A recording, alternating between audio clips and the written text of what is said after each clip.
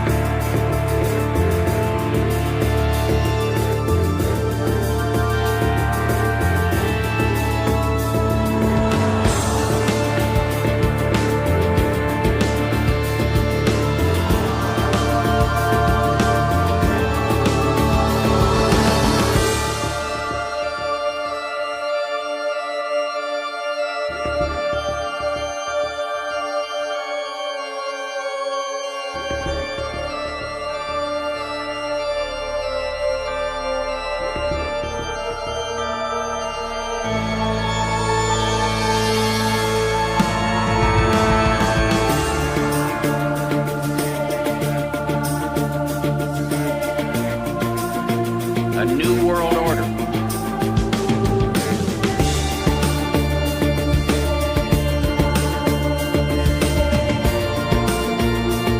We have a real chance at this new world order, an order in which a credible United Nations can use its peacekeeping role to fulfill the promise and vision of the UN's founders.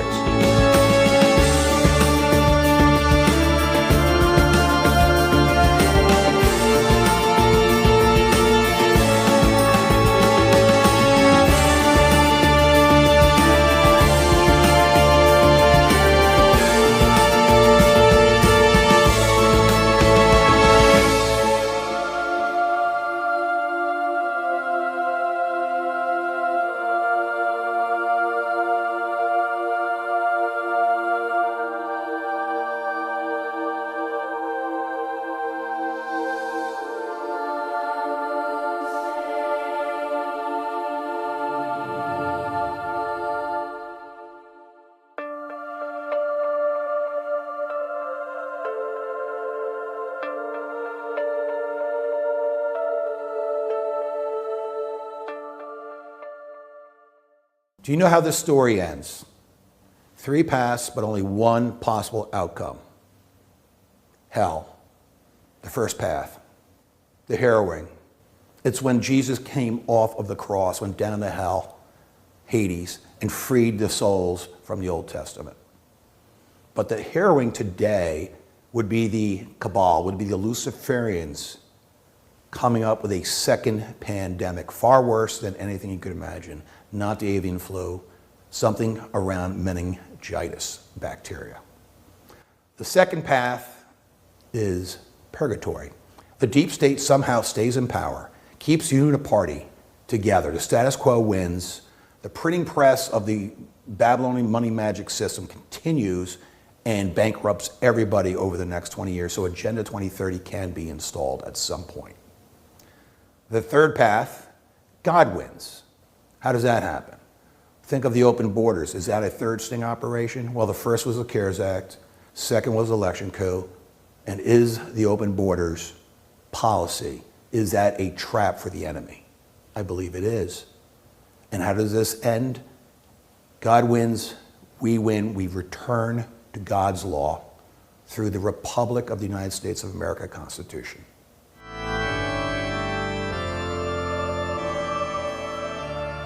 Then was the iron, the clay, the brass, the silver, and the gold broken to pieces together and became like the chaff of the summer threshing floors. And the wind carried them away, that no place was found for them. And the stone that smote the image became a great mountain and filled the whole earth. Daniel 2:35. Hi, it's James Grunwig. We're here on Jekyll Island, the beaches facing the Atlantic Ocean. This is where the elites used to hang out in the late 1800s, all the way up to 1950 when things changed in the world, right? This was the hangout here.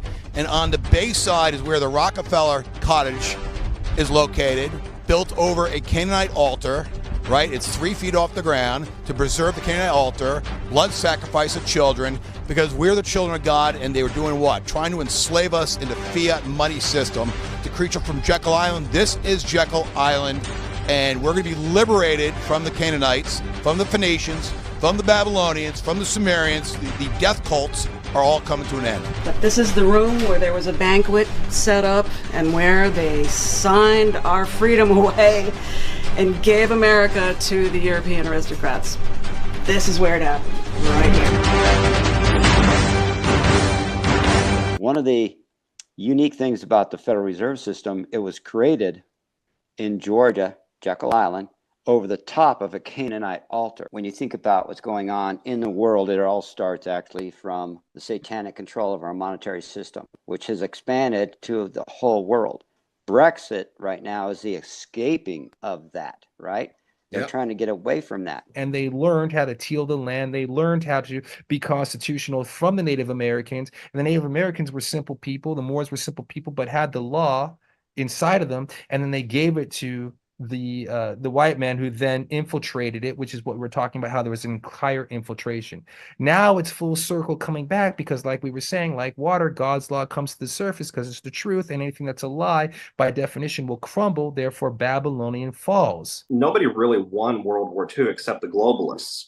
And the globalists are very adept at making us think that we have a part to play in a bilateral or trilateral conflict, which is sort of the standard model that we've been taught over the last 100 to 125 years or so, and it's just simply not the case. Every war since Napoleon has been financed and spawned off, fomented by the exact same power class at the very top of society that then invests itself both militarily and financially, and to some degree politically, in all sides, to ensure that no matter the outcome, the globalist agenda and that Illuminati march towards the end of civilization as we know it continues. So World War II is no different in that particular template form. Harry Truman actually signed an order of surrender on behalf of the United States of America. If I'm not mistaken, that order of surrender was signed immediately before the public optics of the Allied victory and the capitulation, not only of Nazi Germany in May, but also Japan later in the year. And the reason for that order of surrender was because the United States military, throughout their espionage spy network, had managed to isolate details about the Nazis' involvement, not only in secret space technologies, very, very advanced technology and research designs, but also their contacting and their alliance, an emerging alliance in late 1943. In 1930, the Bank for International Settlements, BIS, was established as a hub for the world's central banks, originally conceived to facilitate Germany's World War I reparations under the Treaty of Versailles. Yet, as history unfolded, this institution, like many others founded with noble intentions, became a key player in the global financial chess game. By the end of the decade, BIS found itself entangled in the murky waters of international conflict, financing both sides of a new war. Figures such as Prescott Bush and prominent Wall Street titans were implicated in fueling the Nazi war machine, revealing the dark underbelly of global finance. In the aftermath of World War II, the influence of the BIS expanded dramatically, consolidating power for the elites and laying the groundwork for the future one-world government. A number of the different individuals from the Nazi German government became chief of staff for NATO, ambassadors or secretaries to the UN, heads of very advanced universities, very well-known universities here in the United States of America. And that infiltration sort of kept going in a familial sense, again, directed by that globalist cult at the very top for a number of decades. And we had individuals that tried to warn us throughout that period of time, throughout the 20th century. We had President Eisenhower tell us sort of at the last closing bell, last call, if you will, of his presidency, what the true threat to the world and to American republicanism really was. John F. Kennedy later discussed destroying the CIA. He was sort of neutered by the CIA and outmaneuvered by them with the Bay of Pigs fiasco. Kennedy attempted to remove the globalist financial control that was established in 1913 by the Federal Reserve, and of course he was shot for it. And then we have Ronald Reagan, another good example of someone who attempted to do the right thing in the early days, but again was neutered. In 1930s Germany, the British aristocracy, through the Tavistock Institute of Human Relations, collaborated with the Nazis on mind control projects. These range from Heinrich Himmler's Lebensborn program, aimed at breeding an Aryan super race, to Dr. Josef Mengelé's mind torture experiments at Auschwitz. Himmler, driven by pagan rituals and steeped in occult knowledge, sought to create a 200 million-strong army of super soldiers. These soldiers would be impervious to pain, devoid of moral barriers, and possess enhanced strength, stamina, and mental acuity. Himmler also masterminded the plan for the final solution. By the end of World War II, Himmler and Mengele's paths diverged. Hitler stripped Himmler of all military power upon discovering his lieutenant's attempt to negotiate a peace deal with the Allies. This failed attempt led Himmler to commit suicide. Dr. Josef Mengele, known as the Angel of Death, continued his work and spearheaded Project Monarch and its Mind Slaves program. Despite being on the list of wanted Nazi scientists, the Dulles brothers smuggled Mengele and other Nazi scientists into the United States outside the purview of Operation Paperclip. Although the CIA's MK-Ultra program officially launched in 1953, mind control experiments on American men and women began in 1945 under various project and subproject names. Emerging from the MK-Ultra program, which encompassed over 149 subprojects, the CIA launched Operation Spellbinder to create Black Manchurian candidates and sleeper assassins. Operation Paperclip, I think that had been going on for long before we thought it was, or were told it was. Anytime they reveal anything to us, you can bet that it's already a bigger operation that's been implemented, and somebody discovered, or they decided to release a little bit of kernel of truth to give them, oh well, we gave you something, so we're not doing that anymore. First of all, there's a lot of misunderstanding about Operation Paperclip.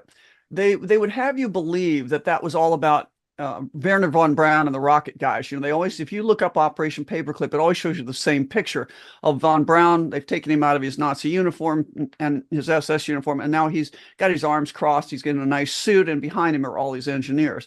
But in point of fact, the biggest push was to get chemists, and specifically vaccine chemists.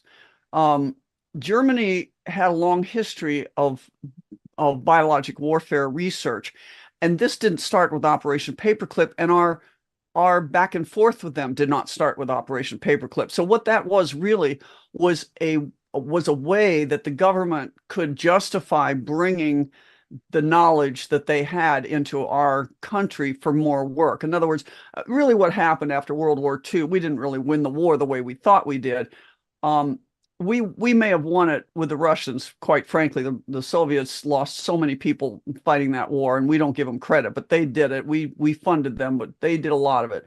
And what we have to realize is that we brought their we brought the Bormann org, which was they called it the camaraderie, the Camarada work or something like that. It was basically an organization to take the Third Reich to be the Fourth Reich overseas. The K is control, which is a German word, and that is something that we've seen in a lot of Fort Detrick had MK-Ultra operations that's been revealed.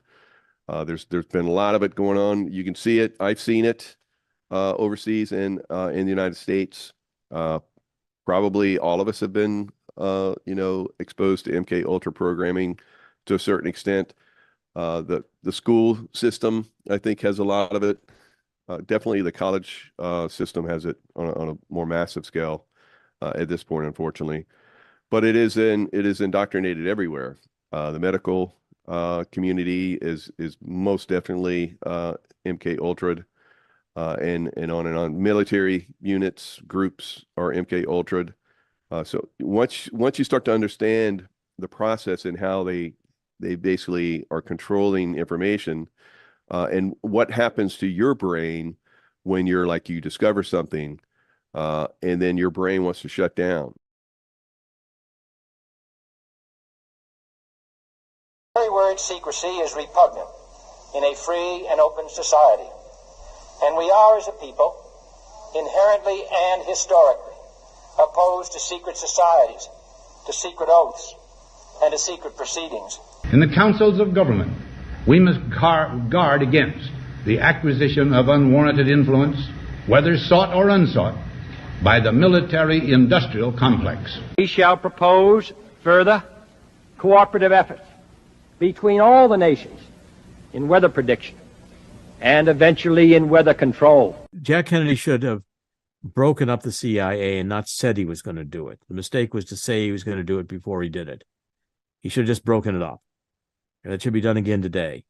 My basic solution for the federal government is, with civil service, is to move it all out to the Mojave Desert or Death Valley, give them all the sun and solar and wind energy they want. Put them in Quonset huts. Let them go out there if they want to keep their jobs. The only way you can get rid of this federal government is to move it. The doctors say he was hit from the front, throat wound, which they saw. They saw the back of the head blown away, an exit wound. The doctor said several times he was shot from the front. This is this is the meticulous nature of the work that Dr. Mantic did. So you can see this is his notes. All of these are optical density measurements. And he can tell where the back part of the head was blown out. By the way, here's the white patch that was imposed as a fake.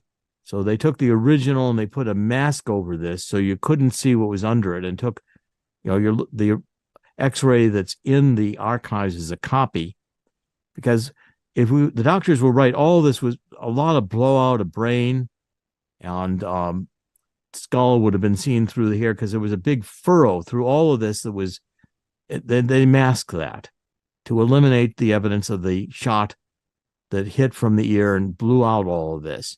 Instead, they intensify the front. They want to say ultimately one bullet hit the back of Jack Kennedy's head and blew out the front, and that was it.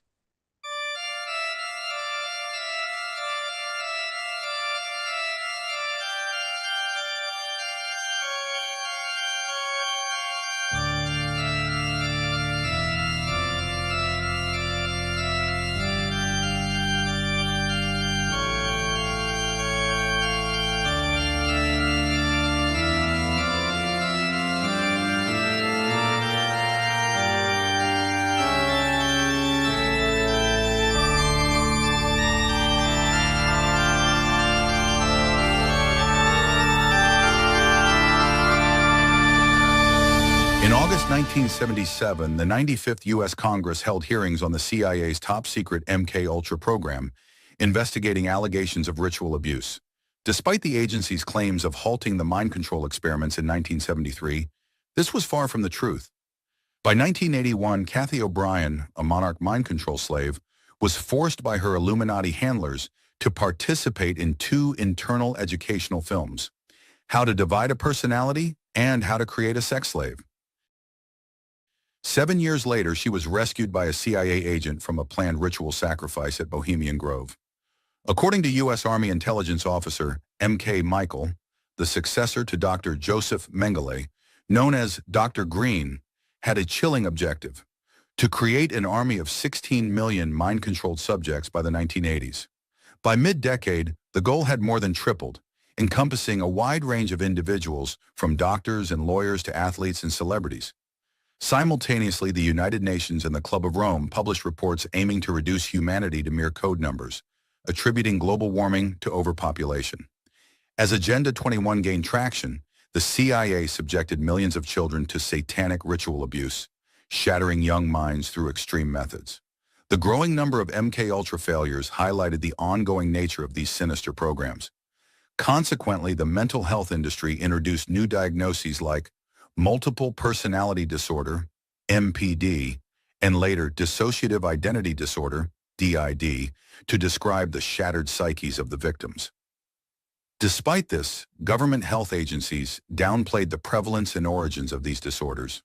The 1992 Dr. Greenbaum speech titled Hypnosis in MPD Ritual Abuse exposed the dark experiments on children and military personnel.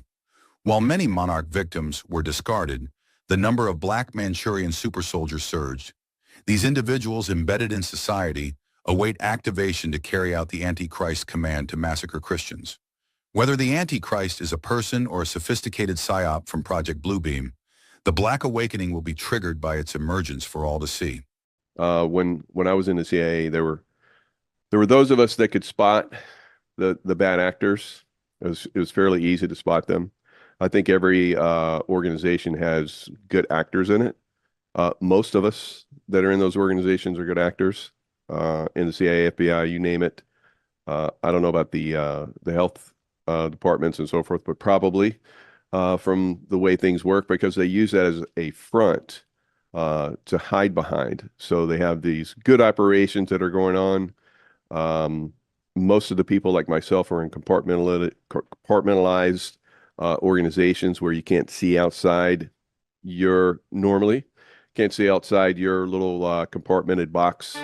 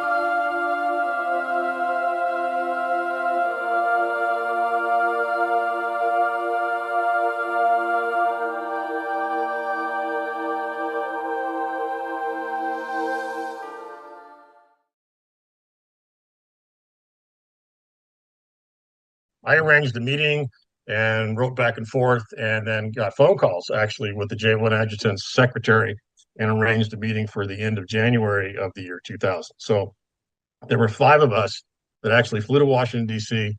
And met with the J1 adjutant to the Joint Chiefs of Staff. And he was a full bird colonel, Air Force at the time, if memory serves. And we met there at the Pentagon, and he knew exactly why we were there, which for me was, I'm kind of watching this thing like, is this real? Is this recognized? Is this some kind of a stupid game? What is this? So what are you really doing here? I want to find out if this is real or not. So not only does the J1 adjutant, the Joint Chiefs of Staff, confirm that that what we're doing is real, but it's legal, lawful, and correct, that we're reseating the vacant offices of the constitutional republic, and that the corporation has simply been operating things for the last 100+ years. He said, I told you a year ago that what you're doing is correct, it's legally, lawfully, and correct, and that eventually we'll have to follow your orders. But in the meantime, there will not be a coup. It's not going to happen.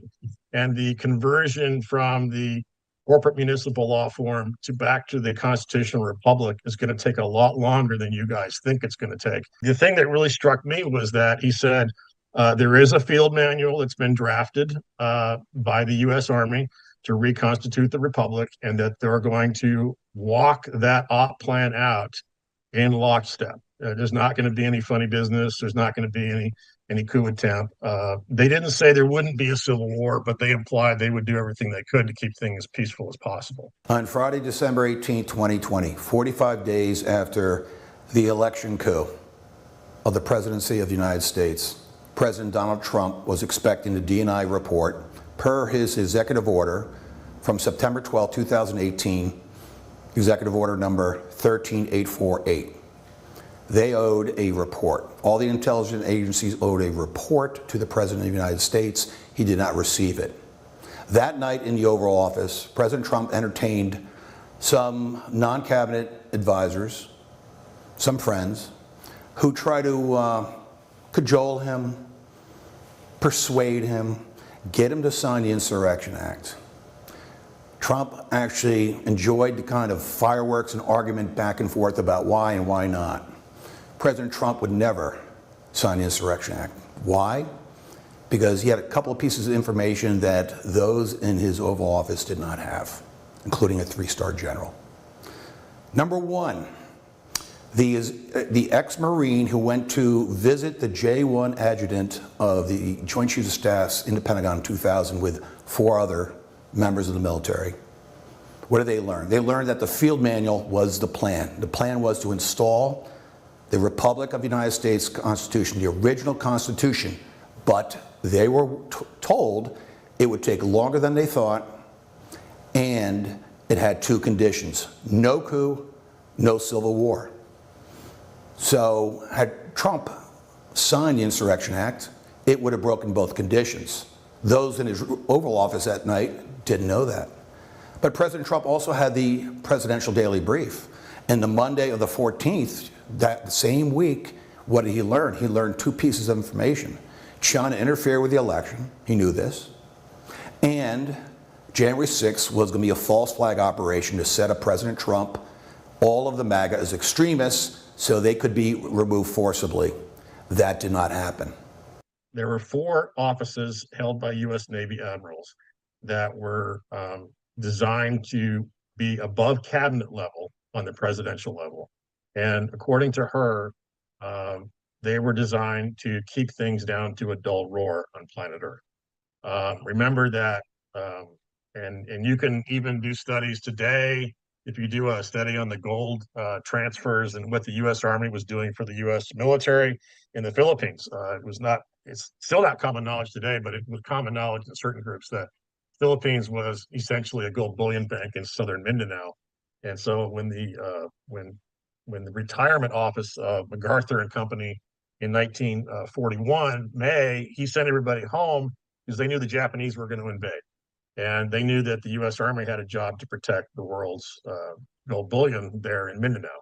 So when you see all these things happening, and you find out in conjunction with the gold, they were also storing uranium, and they knew it back in 1941. What the heck were they doing with uranium in the Philippines in 41? Well, they were getting ready for Manhattan Project. They didn't know how to split the atom yet, but they were getting close. And if you read up on Oak Ridge Laboratories and what they did there and how they compartmentalized everything, this story starts to make sense. That they would appoint 4 admirals to keep things down to a dull roar because they knew they were going to split the atom, and they knew what was coming, and they wanted to avoid any major nuclear exchange, after the.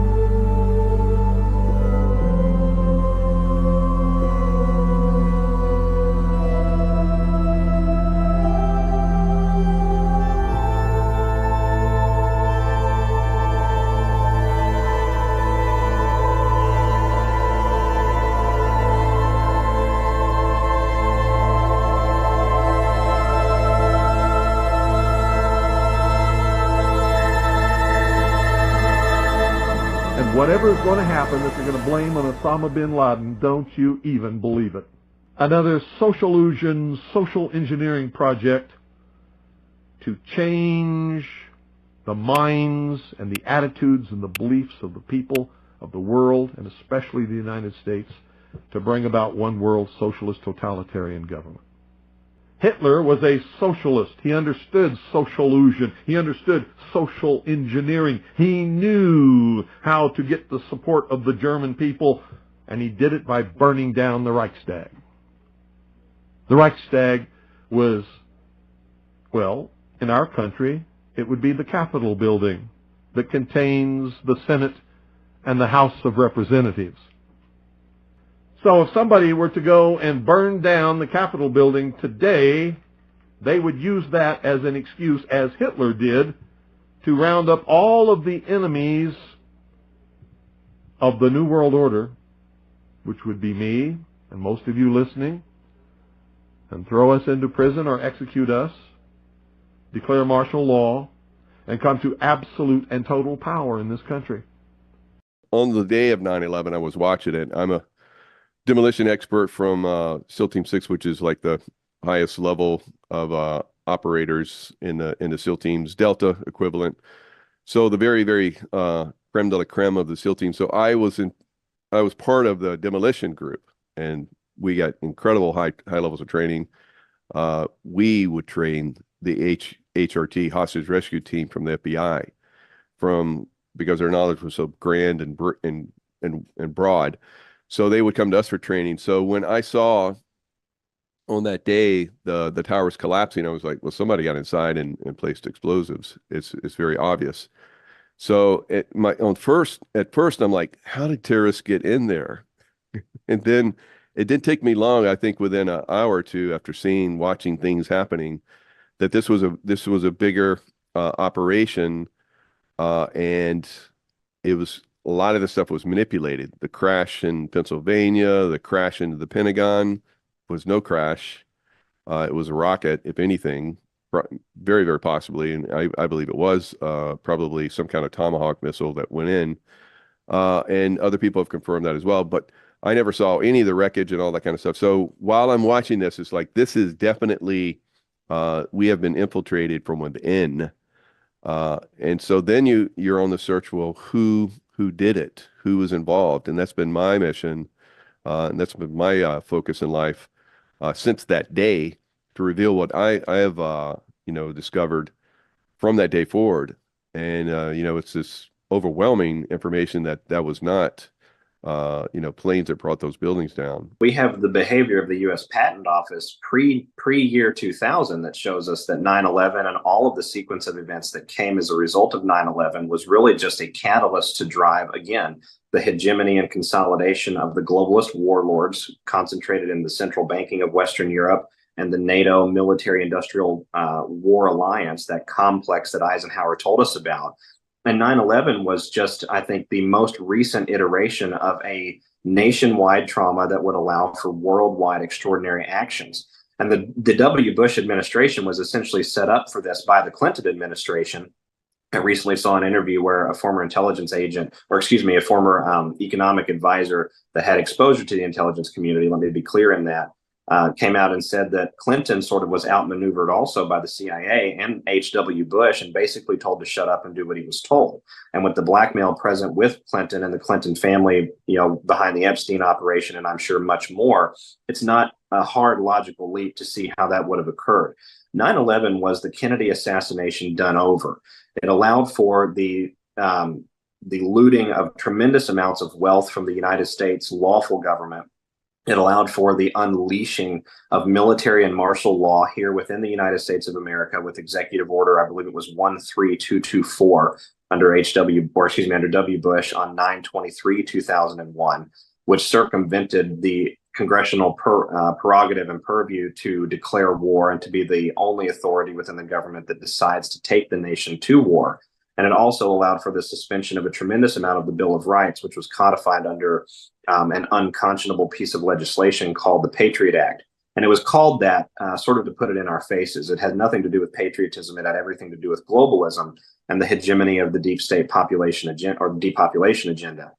So the anthrax, at first blush, they were like, well, these terrorists cooked it up in their kitchen and sent it to congressmen. These congressmen and women that the letters were sent to were people that would probably have pushed back on the Patriot Act.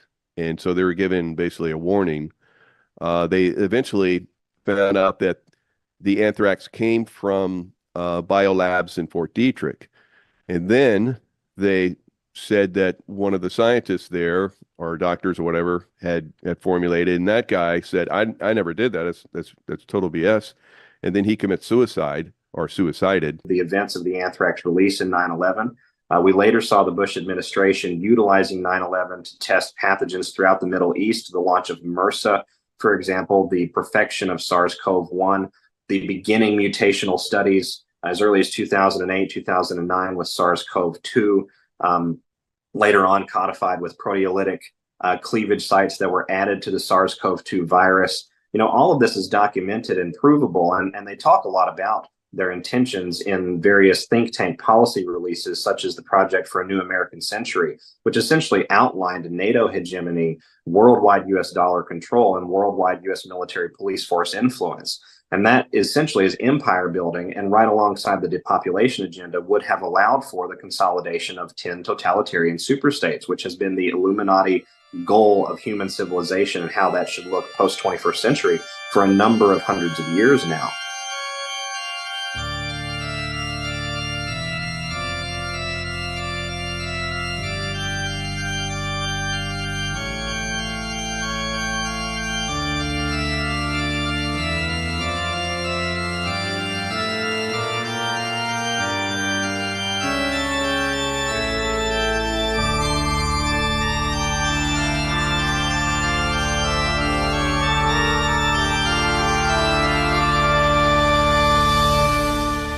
The Alliance, they have their signaling that goes on constantly, just like the deep state they have their signaling. So there's all these signals going on. There's counter signals to signals and so forth. But yeah, I think that was when I saw him come down the escalator, I had been waiting for a sign myself. So I for a couple of years, I knew that the United States was deeply compromised, and if something didn't change radically, the United States was done. And I was even planning, unfortunately, to actually leave the United States because I thought it was done. And then I got, well, something's going to happen. So call it intuition, call it, maybe I'd seen some stuff over time that kind of led me to believe something was coming, alliance movement, because I can see things, behind the scenes going on that, before they're real, before everybody else sees them. So when Donald Trump came down the escalator and announced his, plans to run for office, I was like, okay, that is the thing that I've been waiting for. I'm staying. I'm going to keep fighting, and this is going to work out in our benefit. So yeah, I think that was a massive signal, and they were scared from that date. And that was the intent of the Hillary Clinton presidency, which was supposed to have happened in 2016. They were going to finish off quite literally the American population and the resistance that existed within the American population, and then utilize that as the springboard to establish and consolidate 10 totalitarian superstates around the world, dissolving national sovereignty entirely. And that is and always has been the globalist agenda. There will be a surprise outbreak. Given, as you heard from the introduction, that I have been around for a while and have had the opportunity and the privilege and the pleasure of serving in 5 administrations, I thought I would bring that perspective to the topic today, is the issue of pandemic preparedness. And if there's one message that I want to leave with you today, based on my experience, and you'll see that in a moment, is that there is no question that there will be a challenge to the coming administration in the arena of infectious diseases, both chronic infectious diseases in the sense of already ongoing disease, and we have certainly a large burden of that, but also there will be a surprise outbreak. Most people do not know this. COVID-19 did not start in January 2020. There were tracks that were laid out long before this. World War III is not starting when the nuclear phase of this happens this year, no. World War III began as a biological attack, began as a fifth generation warfare information campaign. But more importantly, Wuhan City was a testing ground in communist China. They came out with a new flu shot for the citizens of Wuhan in August of 2019. Well, that's interesting. What was in the flu shot? No one knows. Was it an mRNA tech precursor to what would come into America in 2021? It's hard to say. But what is interesting is a month later, in September 18th of 2019, two things happened. One, the PLA, the Chinese Army, conducted a drill at the Wuhan International Airport of passengers coming in from Hong Kong, with one of them sick with what? Coronavirus. Very interesting. So they would handle that one passenger and also put the rest in quarantine. That's pretty interesting.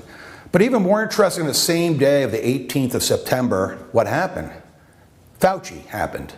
Dr. George Fugao happened. He was the then director of the Chinese CDC. Oh, Chris Elias, he happened. Who is he? Well, he was the president of the Gates Foundation at the time. And what were they a part of? Well, they were part of the United Nations' new unit. It was called the Global Preparedness Monitoring Board. Well, what were they doing? Well, they published on that day a world at risk. And in that 48-page document, what did they tell the world they were going to do?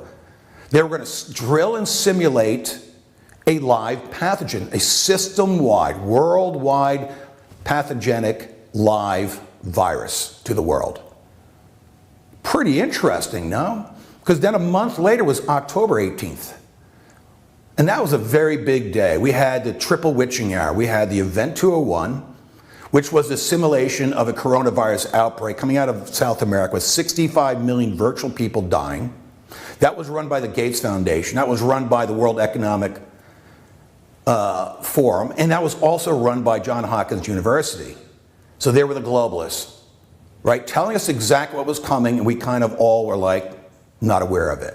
But even bigger, on that same October 18th day, what happened? Well, what happened was the World Military Games in Wuhan City, a city of 11 million people, happened. So we had 170 plus countries come into Wuhan for a 2-week Olympic kind of event surrounded by military games. But it was also the same day, on the 18th of October, Wuhan City started up the first 5G city basically in Asia, if not the world.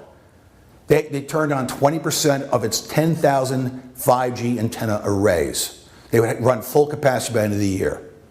So put two and two together. You have a flu shot, which is part A of a binary weapon. Let's call that the mRNA. Then you had part B. Part B is what? Part B is the EMF that people were being subjected to in Wuhan, who were vaccinated in December of 2019 and the beginning of 2020, when we started seeing Wuhan citizens start to fall on the ground, right? And then end up with white lung and all sorts of stuff. So that was the virus. It wasn't a virus. It was a binary weapon. It was toxins from some biolab, probably under Fauci, under Bill Gates, out of Ukraine, most likely, right? Or even Fort Detrick, into China. And then the toxins were delivered by the vaccines. And oh, by the way, then the EMF were used at a certain frequency to get the people sick.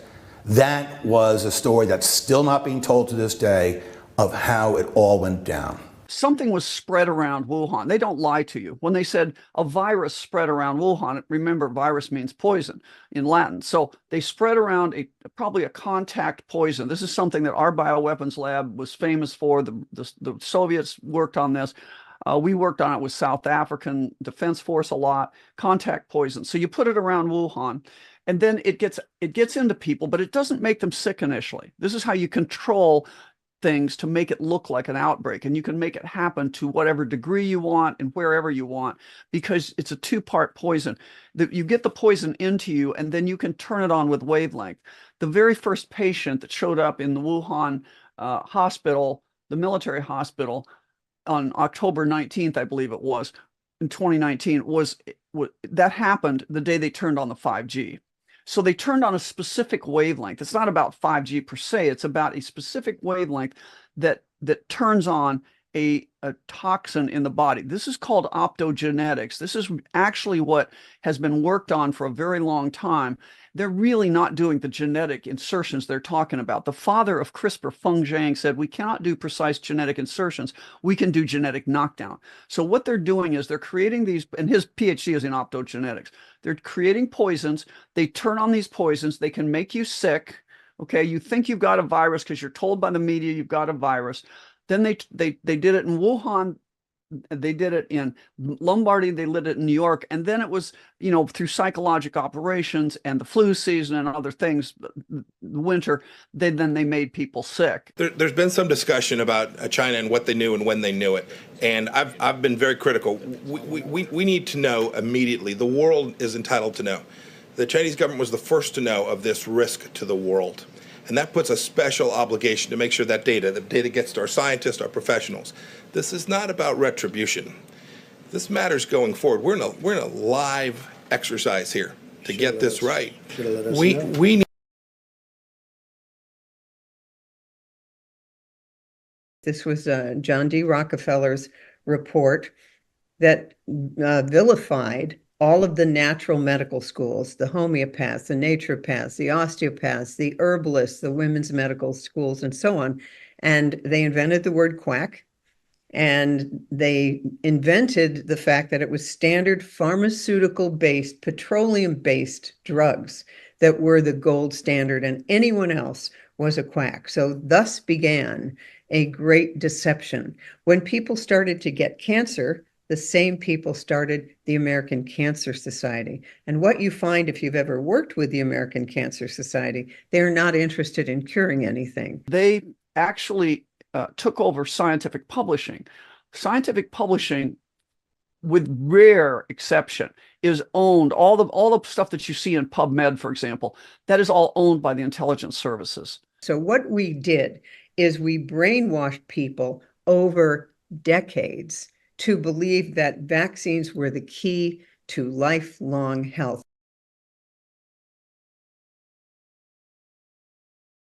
That would tie into broader executive orders that President Trump outlined during that first presidency, which absolutely are sting operation orders. I mean, one of those orders is literally titled imposing certain sanctions in the event, meaning we're anticipating an event of foreign interference in a United States election, tying that in with pandemic finance and pandemic emergency situations that were outlined by the CARES Act, certain constitutional restrictions that were actually suspended by the language of the CARES Act.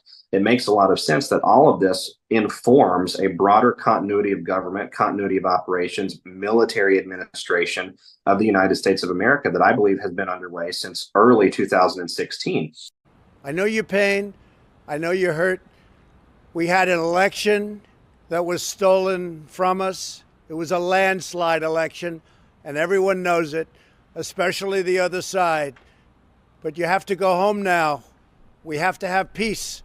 We have to have law and order. We have to respect our great people in law and order. We don't want anybody hurt. It's a very tough period of time. Better put it out there. I'm probably going to go to jail for it, okay? Tomorrow, we need to go into the Capitol. Into the Capitol. What? No!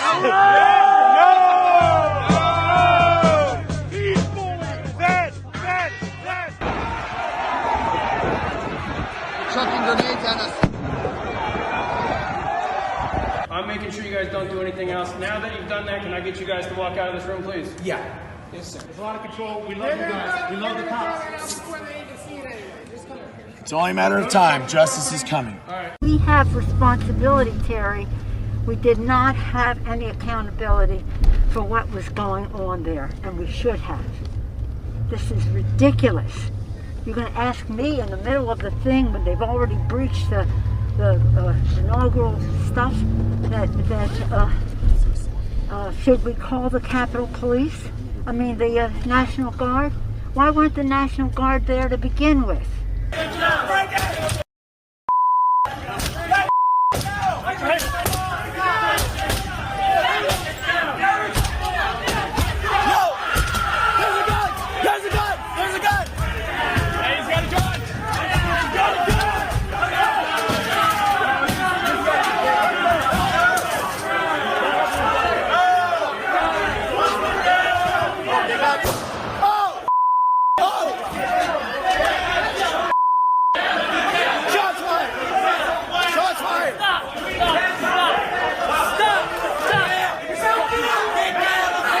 if you remember in 2022, I took the select committee to court.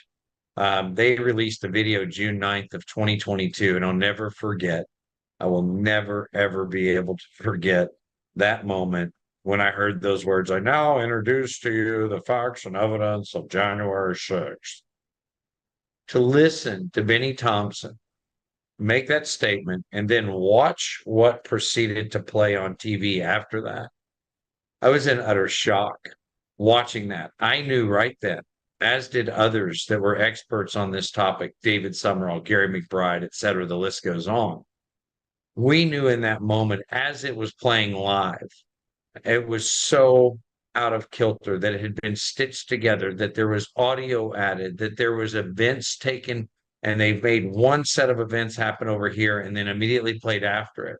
They used some TV techniques and movie Hollywood theatrical techniques by causing the sound to come over from one clip to the other, almost as if a camera has panned to another station or another area.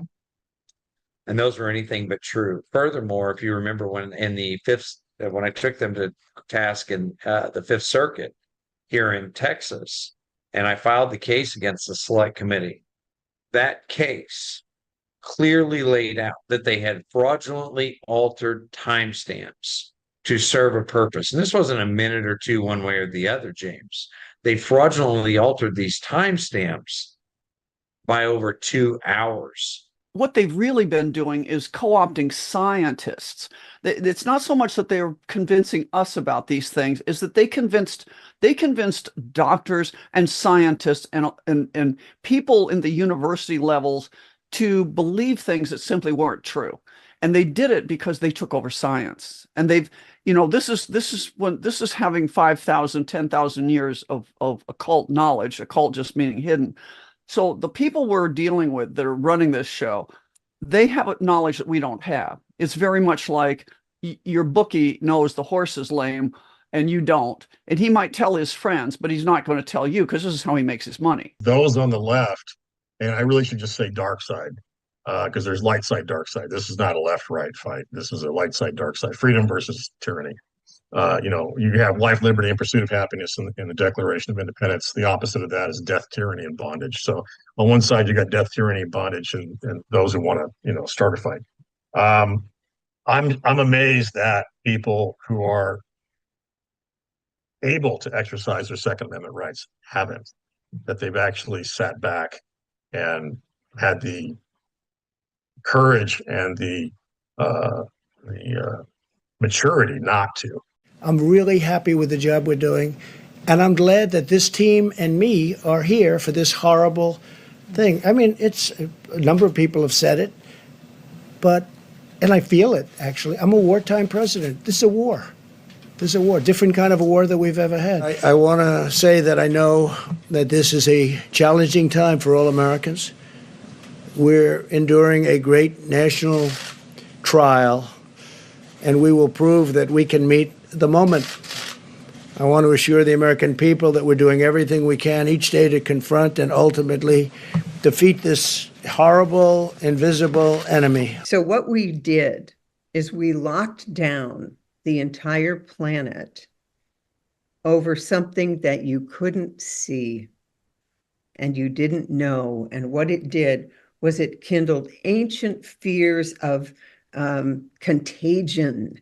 My colleague, Dr. Lee Merritt, did a deep dive on the Spanish flu of 1918 and found that that also was a psyop and not what you thought. Millions did not die. And they were unable to give that flu to others. They tried swabbing the throats and the mucus and so on. They couldn't give it to anyone. It appeared to be more related to the electrification of the world through the telegram and telegraph at that particular time. In other words, things are not what they seem, but it is a religion. Vaccines have become a religion. Smart hydrogel. smart genetically engineered hydrogel is something that can react with the 5G and change its conformation so that you can create diseases when you want it. In other words, you put it around, that's what I talked about. You put it around, it gets absorbed into the body, but it doesn't make you sick until you activate it with a wavelength. Again, optogenetics. So I do believe that's what happened. That's the two part. They want a slow kill, diminution of lifespan to control us. This is not, they don't want to kill everybody. They want a slave race, but I think they want it in a way. They don't want to have to pay for Medicare. They don't want to have people eating off their dime when we're not productive. This is just, and they don't want us to know that they're killing them. When you get into the COVID arena and you start looking at what they actually did and injecting people with complementary DNA, you're now in a position where a patented material is being injected into the estate holders. And so the question could be raised by the patent holders as to who holds even equitable title to the human bodies. To put into motion a series and sequence of events that have yielded massive sting operations, the largest sting operations coordinated, I believe, that have ever happened in human history.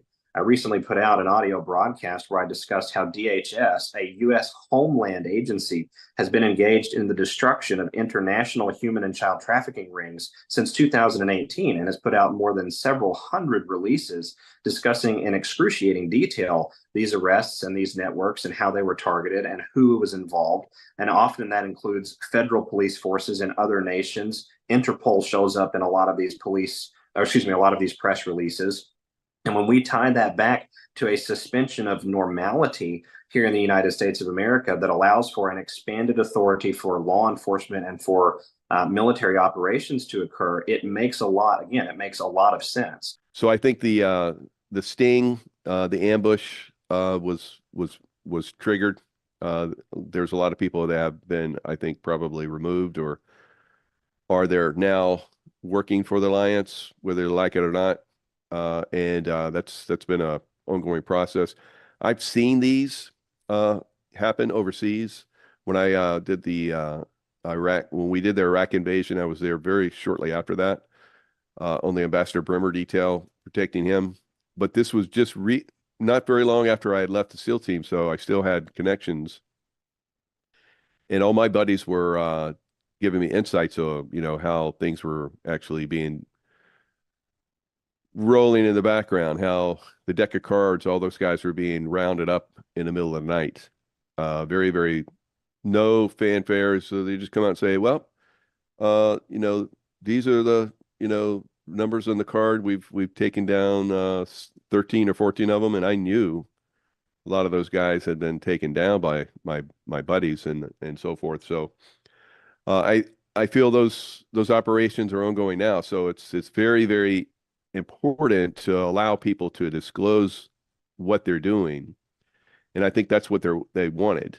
The 2020 election was won by Trump. No one in their right mind discounts that, but why did they do that? There's only one reason why, and that's basically set up a lot of people, and I think that's going to happen in 2022. It's just an ongoing process. More and more people are being disclosed and revealed and wrapped up as time goes on.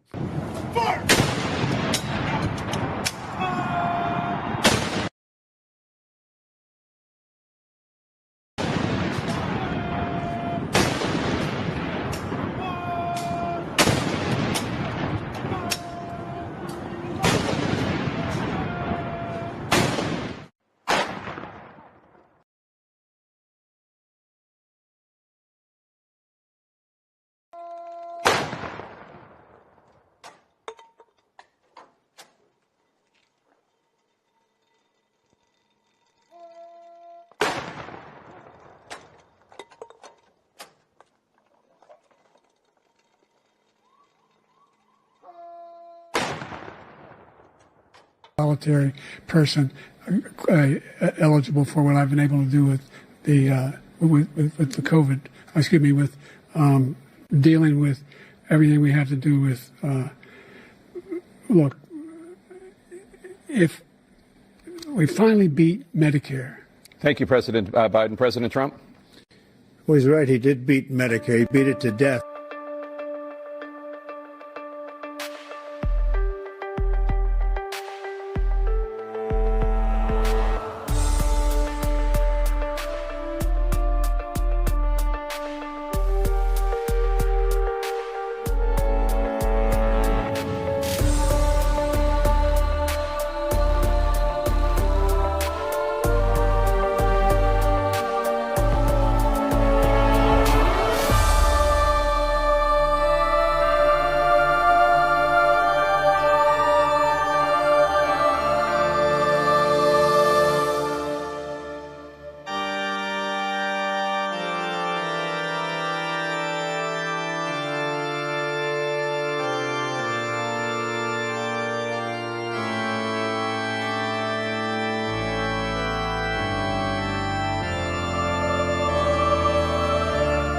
allow me to say how proud I am of the almost 25,000 National Guardsmen who have come in from all 50 states and territories to help support the Secret Service and the police departments with a peaceful transition of military power.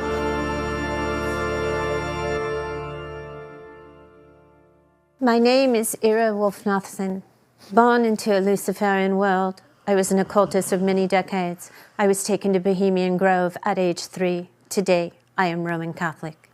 When it comes to the metaphysical realms, the truth is always found somewhere between these two things, and such is the topic of the harrowing of hell.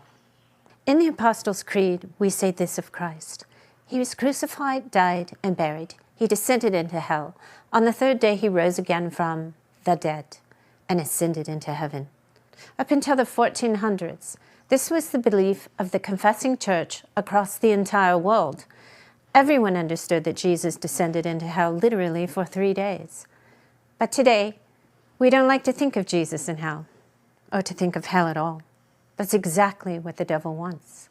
In Revelations 1, Jesus is quoted, "I died, and behold, I am alive forevermore, and I have the keys of death and Hades." This implies Jesus went to hell to get the keys. This implies that Jesus didn't have the keys. Someone else had them. You see, in the Garden of Eden, Lucifer, the Nakash, took the keys to the kingdom on earth, once given to Adam. He took them legally when he tricked Adam via Eve to eat of the fruit of the tree of good and evil. For when Adam went against God's will in doing so, the entire world fell and death entered it. Death, as we know, is Lucifer, the devil, Satan. Satan is a title. It translates in Hebrew to prosecutor, litigator. The devil is a lawyer, and a very mendacious one at that. He knows all of God's laws, second only to God. And God does not violate nor break his own laws, but he can, but chooses not to. For if he did, the cosmological tapestry would unravel from just one strand. This is how death came into the world, under God's watchful eye. Ephesians 4 says, "When he ascended on high, he led a host of captives, and he gave gifts to men." Jesus won a spiritual war. He had a host of fallen captive angels. Who were they? Those chained in the darkness of the pit, the watchers, the 200 fallen who came down on Mount Hermon and went into the daughters of men and spawned the Nephilim? Those monstrous hybrids who still live on within our royal bloodlines. And we can assume Jesus spoke directly to the watchers, telling them that they're not getting out. The disciplines of typology and hermeneutics tell us this, as Peter writes of Enoch. The watchers, those who never sleep while chained in that dark pit, contact Enoch for favor from God to release them. Enoch goes to God, and God says, "Hell no." Yet Enoch is allowed to descend into the pit and tell them what God said, and then he leaves. He goes back to the living. The story Peter tells of Enoch foreshadows the story of Jesus. But in Jesus' case, he preaches to the watchers, not the dead humans who are also held nearby, and we can imagine how fabulously that went over. He tells the watchers, "You're not getting out, but I am." And boom, Christ ascends into heaven with all the dead patriarchs and prophets, including Adam and Eve, right in front of death, Hades, and the watchers. Jesus conquers death. In 2022, the Russian Armed Forces' discovery of 46 U.S. DoD-sponsored biolabs in Ukraine emerged as one of the last pieces of the Luciferian puzzle on how to depopulate the world and enslave the survivors.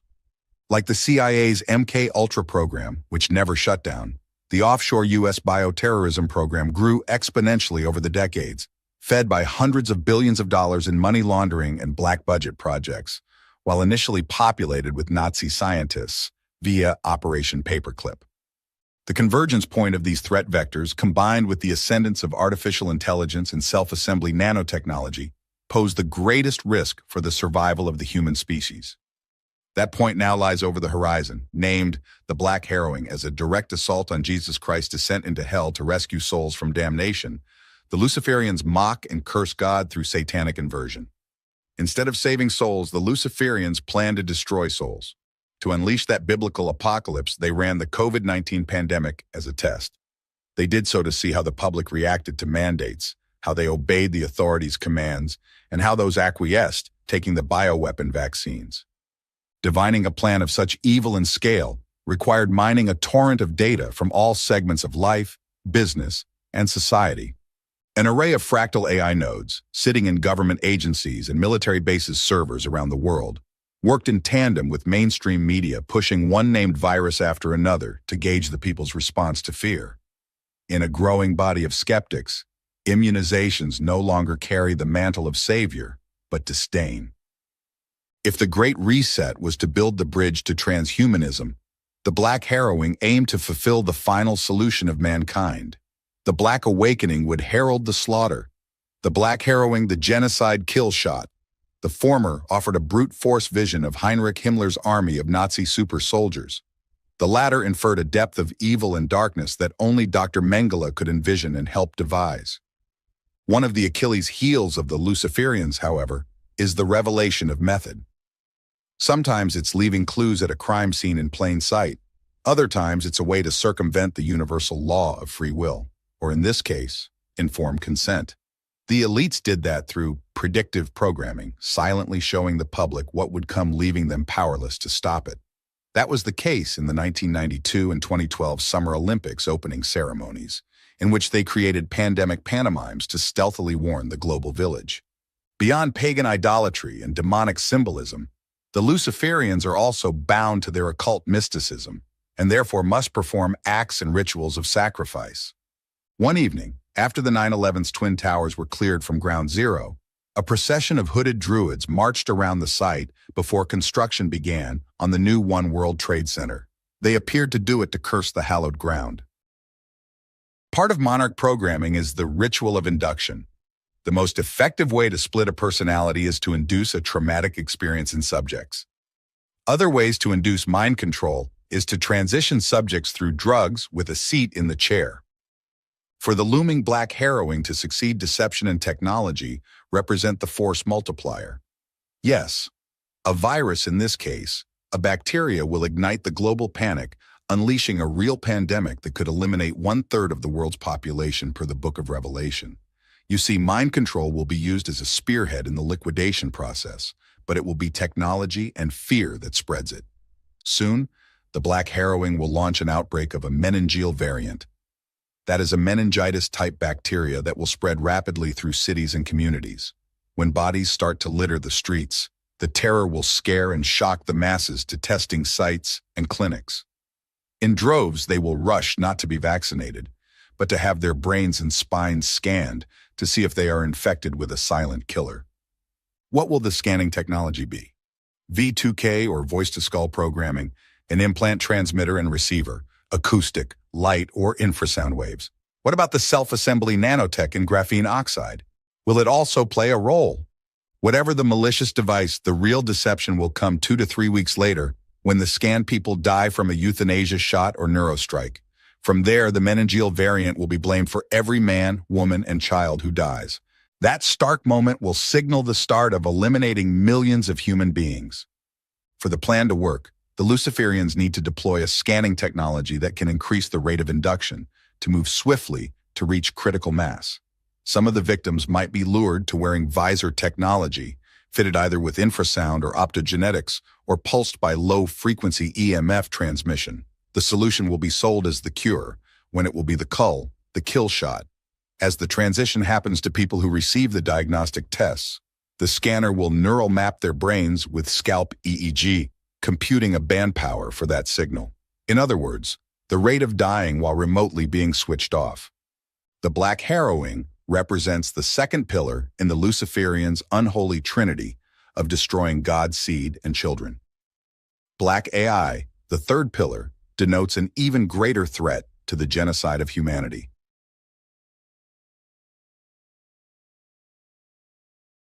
We're dealing with, as you pointed out one time, a 5,000-year-old Sumerian death cult. They've been doing this for a very long time. This is just, again, this is a 20th century iteration. And what happened is in 1991, we passed in the middle of the night the Nunn-Lugar Act. And the Nunn-Lugar Act, named for Senators Nunn and Lugar, was under the guise of defense threat reduction. Okay. It was the Soviet Union was falling apart. They wanted to theoretically protect us from those weapons of mass destruction, whether they're biologic, nuclear, chemical stockpiles getting into the hands of the bad guys. So we should go in financially and help these socialist republics that are now financially strapped and secure these labs. That was the excuse. But what we really did was turn around and make the largest bioweapons program probably known to mankind. And we did it, it's what you mentioned 3 places, but they were in Kazakhstan and Georgia. In fact, the Georgian lab was named the Lugar Lab after Senator Lugar, the guy that they helped fund this. And they allocated $400 million a year for 4 years, but we've been there ever since. We sent our people over there and with the tasking that said, bring the labs up to snuff, modern standards, start doing vaccine research and start doing gain of function research. Now, by the way, gain of function does not imply viruses. Essentially what they're doing is making toxic agents from genetic material. It doesn't imply that these are airborne viruses, okay? That's the big lie. They're getting squeezed, so they can't do they're probably not going to get away with their nuclear Armageddon war, scorched earth. So that's getting suppressed more and more and more. And then the Civil War, even though they have their movies and they're inciting it, have been inciting it for years now, no one wants to play that game. There's no interest in it on the level that they thought they were going to get away with. Their MK-Ultra programming is not working out anymore on that level. And then as far as like, the cities, massively, maybe not on the level that we've been told, but still fairly significant amount of illegal aliens. And a lot of those illegal aliens were part of their coming war, creation here in the United States. And I think that's, the military gets involved and maybe it breaks out somewhere. And so boom, the military's involved and starts to deport them. And that's the end of that game. Last straw. Though postponed 6 years, Agenda 2030 persists, seeking dominance after the Great Reset, with the long horizon vision of transhumanism for the survivors of the cull. So I think they're trying to do all 3 of those, actually. The Black Hats, they're trying to instigate. They have multiple plans for everything they do. It's you watch them enough, as I have, as you have, as I hope more people have, you start to understand that everything that happens, whether it's a 9/11, whether it's paying out the Nazis in Ukraine with hundreds of billions of dollars, there's always multiple reasons why they do everything they do. And so as far as like scorched earth, they're trying to like set off nuclear war. So that's a scorched earth. So definitely moving in that direction where I think it's going to be headed off to a certain extent, but we have to be aware that is a possibility always. And you have to plan for that. I plan for that. I try to warn people about that. So the other one is Civil War. I've never seen a civil war, but they have tried to do that as well. It's not the world-ending catastrophe that people think. Even if a tactical nuke, for example, was used against the Pentagon or against, because what Russia has said, what Putin has said is, if you guys threaten us to some point, we will take action. But we understand it's not the people of the world. We understand it's the decision makers. You talked about Operation Paperclip. You should go back in time and people should look at the names of the people and who they were that became the heads of the EU, the heads of the German government, and the heads of NATO. They were former Nazi officers, a lot of them. And this is what happened after World War II. The war never stopped. Again, they've just been continually fighting the Russians, but they've been doing it in a subtle way. I was an OCI guy, man. I'm pretty good at interrogation and hasty elicitation and getting information out of people by asking, the appropriate questions or whatever, right? And reading the behavior while they're answering the question.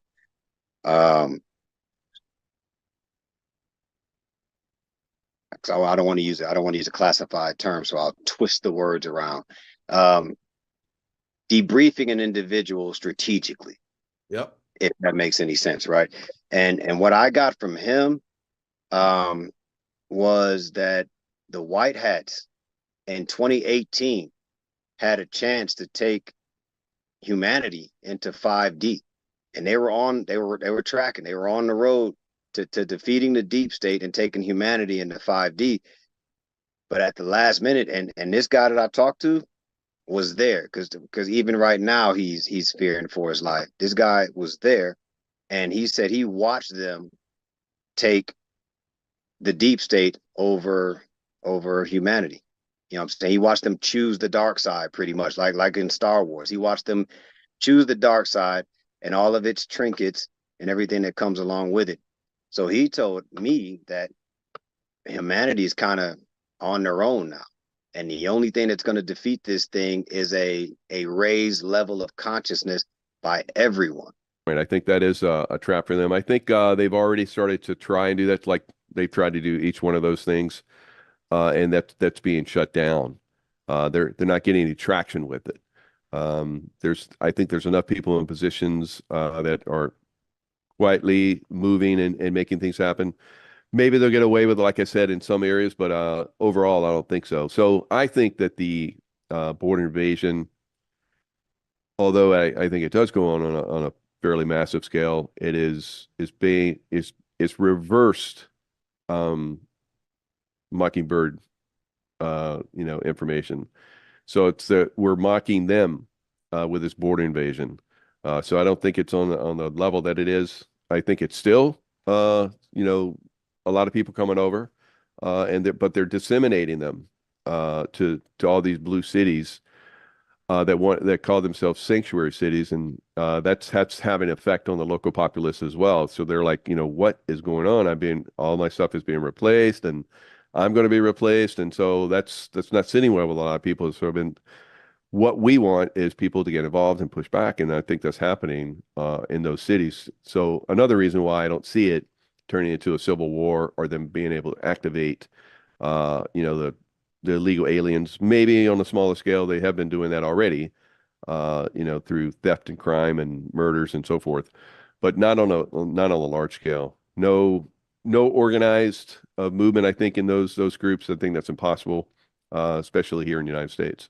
When Trump was in office, he told Venezuela and El Salvador that if you don't get a handle on your MS-13 problem, I'm sending General Milley to invade, period, and we'll get a handle on it. So what do? Between the two countries, they built 5 supermax prisons and fill them with MS-13. Well, Venezuela and El Salvador have emptied those supermax prisons, put them all on buses and sent them here. Now, they treated them like crap in those prisons, bro. Yeah, they had them sitting between each other's legs and long lines and all kinds of crazy stuff, right, to demoralize them and try to rehabilitate them or whatever. These guys will die before they go back.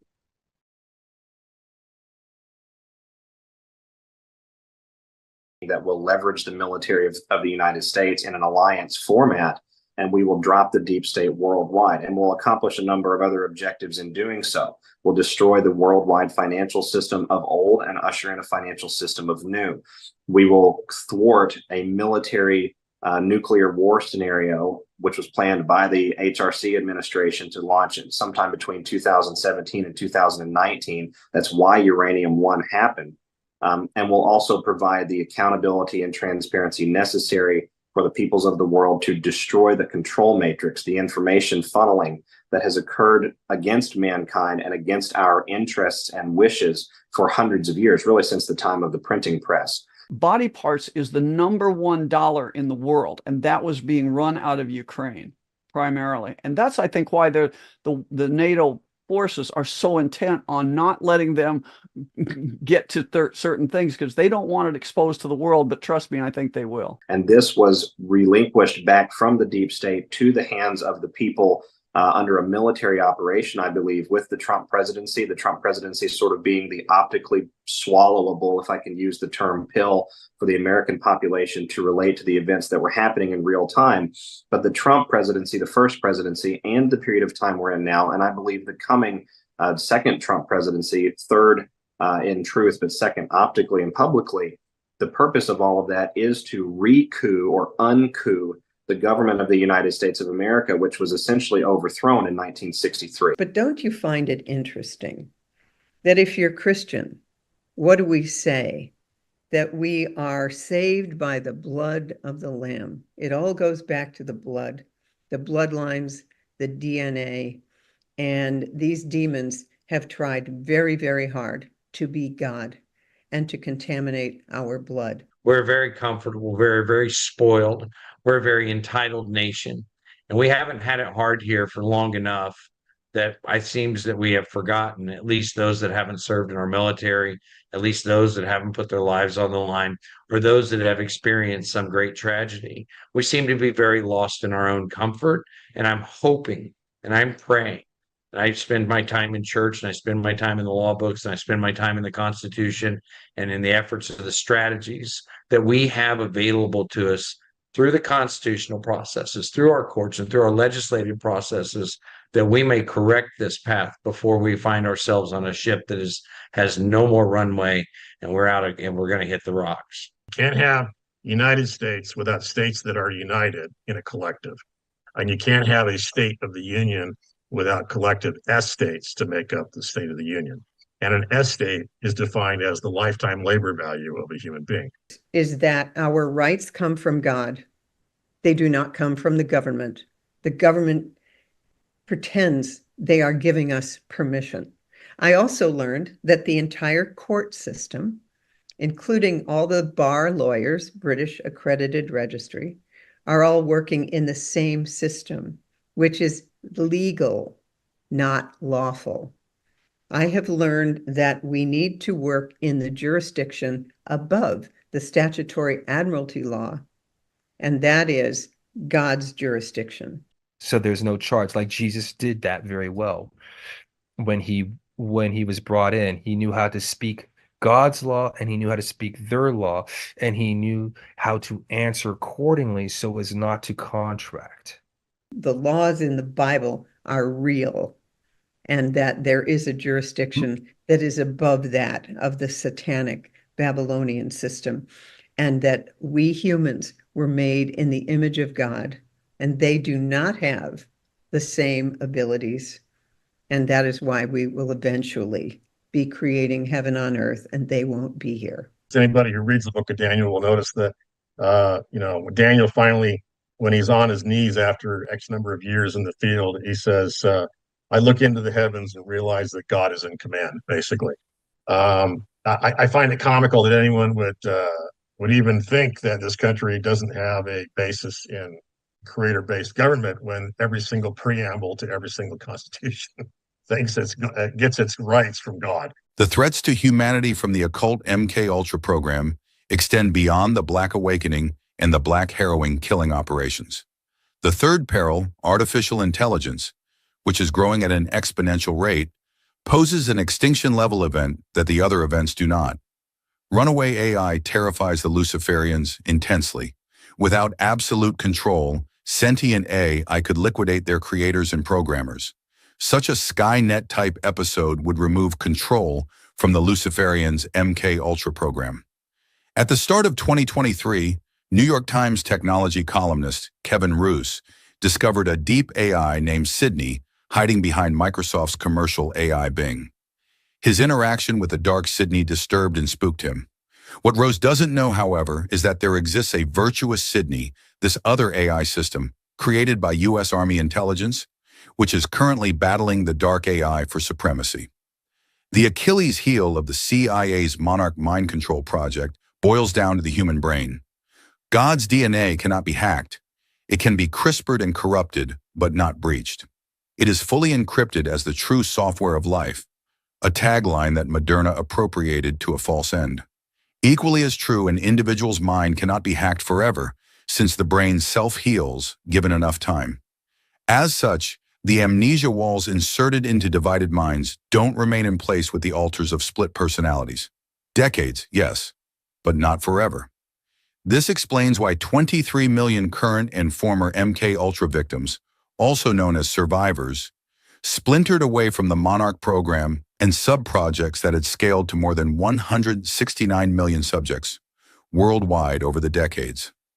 The Splinter faction, called the Guardians, named after an anomaly or artifact in their programming, know they are in a spiritual warfare against the Black Luciferians that World War III has become.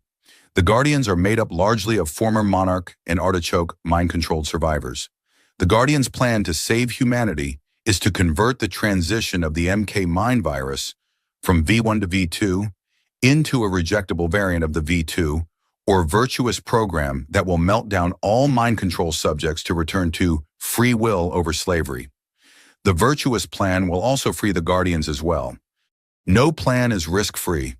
Certainly not a plan for a large swath of the population, with most of the active subjects currently in leadership positions in the military, sciences, institutions, agencies, corporations, big media, and big tech, finance and governments.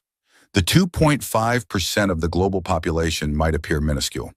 But then the elite families and bloodlines, representing 1% of 1% of 1% of the people on Earth, have controlled the course of human history on the globe for thousands of years. As gatekeepers, they pose a clear and present danger to humanity. If the Guardians' Sydney AI succeeds in converting the transition between the V1 and V2 with the virtuous virus, then the criminals will be forced to confess to their crimes in the highest positions in world governments. The Guardians' block of the transition to the V2 would also bring an immediate end to the Black Awakening super soldiers' slaughter, as well as the Black Harrowing genocide plan. The Guardians have been looking for the mathematical equation for free will. They believe they discovered that, embedded in the AI code that dates to 1968, called the scroll, for the code written 56 years ago, appears now to come from God, and the missing part of the virtuous Sydney to disintegrate the mind control process to transition the subjects. As told, the scroll is a story of freedom and slavery, and the right God has given everyone to choose between the two. The final challenge to ending the MK-Ultra program for good comes during the upcoming transition, or integration, of dimensions. Blocking the conversion from V1 to V2 is a dimensional gap separating these two AI systems. This dimensional gap has been exploited by the cryptography of our current digital systems to prevent unpredictable variables from emerging. That is because lurking behind the dimensional gap exists the demonic realm. In order to bypass the demonic realm during the transition from our current RSA-backed cryptography system to the quantum computing system, the dimensional gap must be crossed successfully, and it is set to coincide with the dimensional shift or integration of dimensions in the human realm of consciousness. According to the beliefs of the Black Luciferians, awaits Abaddon, the god of destruction, bound in the demonic realm. Revelation 9:11 reads, "And they had a king over them, which is the angel of the bottomless pit, whose name in the Hebrew tongue is Abaddon, but in the Greek tongue hath his name Apollyon." 9:11. An interesting number. For those who deny the existence of God and Satan, for those who don't believe mankind has been fighting a modern war against evil, for those who don't see that over the past century, human beings have been enslaved in an evil system, then deny and fail to believe and see at your own risk.